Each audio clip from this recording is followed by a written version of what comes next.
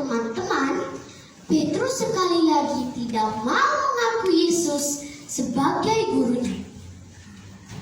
1 jam kemudian, datang lagi seseorang yang bertanya kepada Petrus dan berkata, "Pasti engkau salah satu dari murid orang itu, dan aku selalu melihat engkau selalu ada bersama dengan Yesus." Petrus semakin diselimuti rasa takut, dan dengan penuh ketakutan dia menjawab orang itu, "Aku bersumpah, aku tidak mengenal siapa Yesus yang engkau sebut itu." Ketika Petrus tidak mengaku Yesus sebagai gurunya, dia berusaha sekuat tenaga. Untuk apa? Untuk mengatakan bahwa Yesus bukanlah gurunya.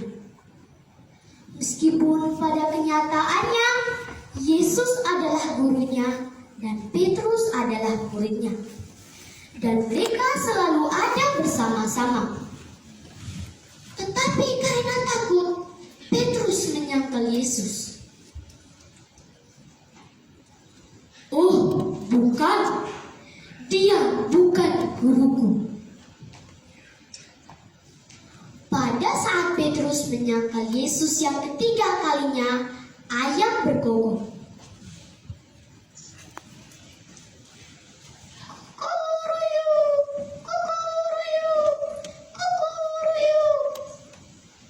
Mendengar itu, Petrus sangat terkejut.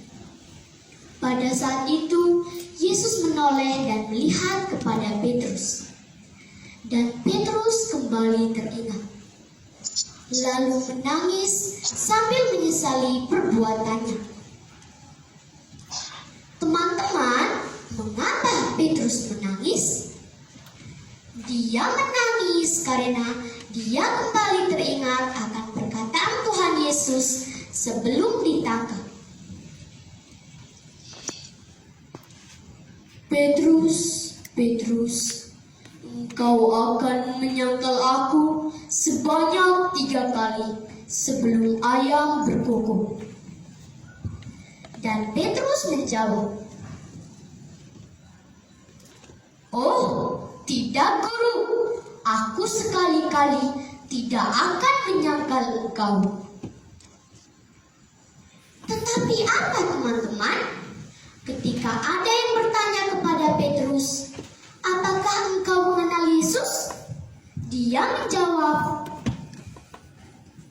"Tidak." "Apakah engkau murid Yesus?" "Oh, bukan." Petrus tidak mau mengaku Yesus sebagai gurunya. Dia kemudian menangis sambil berlutut dan berkata, "Tuhan, Tuhan, ampunilah aku, orang berdosa ini."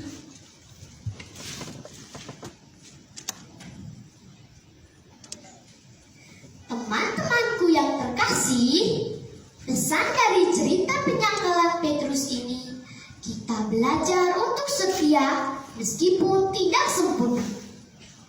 Belajar untuk mengatakan yang jujur. Jangan kita berbohong dengan orang-orang di sekitar kita, karena berbohong itu dosa.